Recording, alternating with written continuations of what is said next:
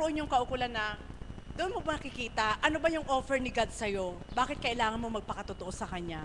Sapagkat sa bawat araw, yun po yung sabi ko nga kay kapatid na Pearl, mamaya pa nagbahagi ako, wala na akong sipon. Nararamdaman niyo po ba? Hindi na tumutuloy yung sipon ko. Buhay po ba ang Diyos? Amen po ba yun? Yan po isang gamot. Sapagkat hindi maaaring manatiling sekreto ang kapangyarihan ng Diyos. Amen? Hindi maaaring ipanatili natin na nakatago ang kayang gawin ng Diyos.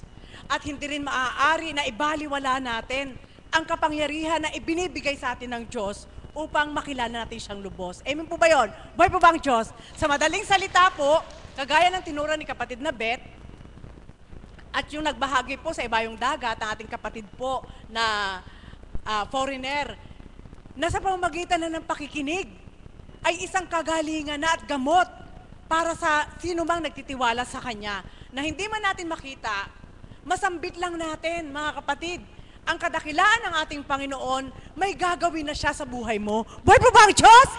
Sulong po, magnilay po kayo. Bakit ko po nasambit? Sa dakong ito, kung magsusuri po kayo, hindi nyo madalas nakakausap si Apo Kunching. At sa pamamagitan ng banal na Espiritu, sa pagmemensahe po, kung may katanungan kayo sa isip nyo, bakit kayo nasasagot?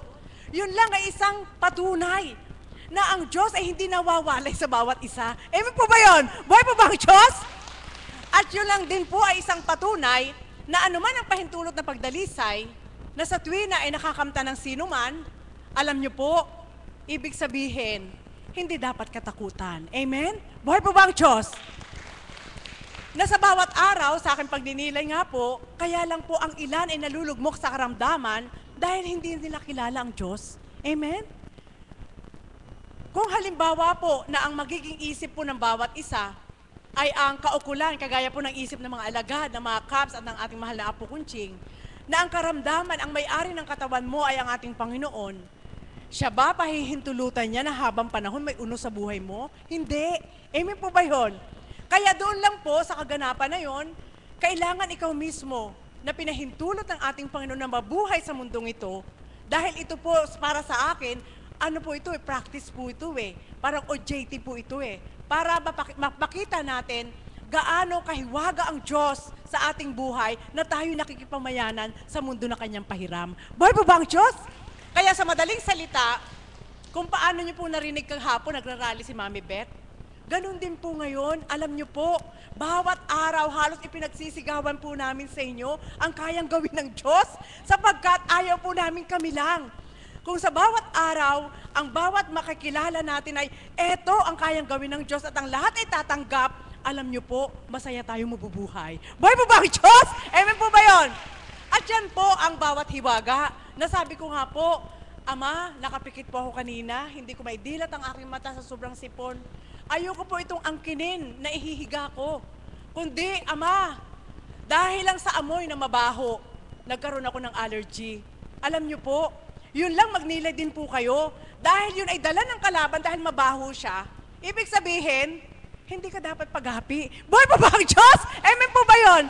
Dahil pag dakakaraka-raka, bigla-bigla, maaaring magkaroon ka ng karamdaman.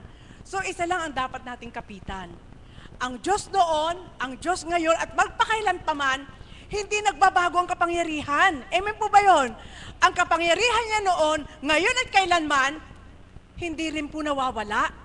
Sa madaling salita po, kung mula noon, kung ating babaybayin sa mga pahayag nating mahal na Apo Kunching, ang mga nagkaroon ng karamdaman na pinagaling at hindi naman lahat ay gumaling dahil hindi sila nagtiwala, ganun din po ngayon. Buhay po ba ang Diyos? Amen po ba yun? Sige, magnilay po kayo. Dati, hindi yan pumapasok sa isip namin. Subalit, lang dahil may isang Apo Kunching na gumamit at ginamit, pinagamit ng ating Panginoon ang karunungan na para ihasik sa ating lahat, alam nyo po, yan po ngayon ang maaaring gamot ninyo.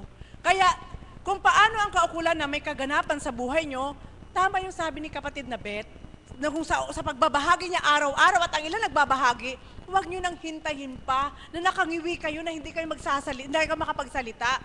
Huwag nyo nang hintayin pa na naglalakad kayo na iika-ika at huwag nyo rin pa, nang hintayin pa na kayo maghanap sa Diyos na hindi na kayo mapakinabangan ng Diyos. Buhay po ba ang Diyos? Amen po ba yun? Alangan naman na ang pakinabang lang ay tayo.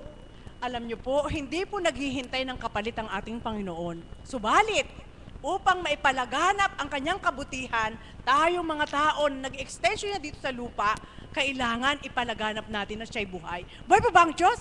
At yun po yung inirarally namin sa inyo.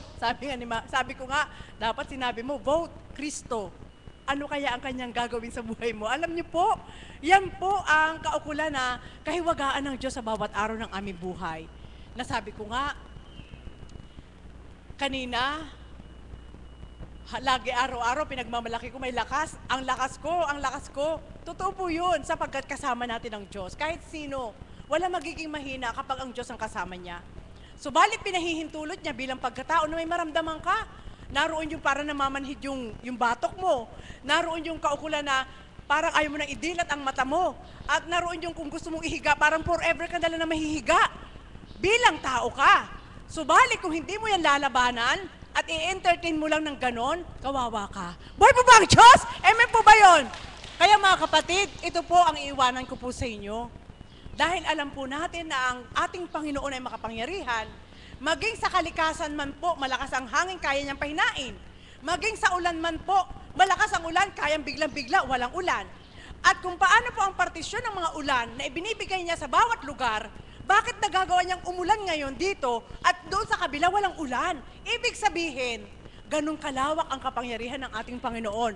Kung may partes na inyong katawan na masakit, mayroon pa rin partes na inyong katawan na hindi masakit. Buhay po ba ang Diyos? At sa kaparaanan po na kapahagi ng ating Panginoon sa ating buhay, magagamit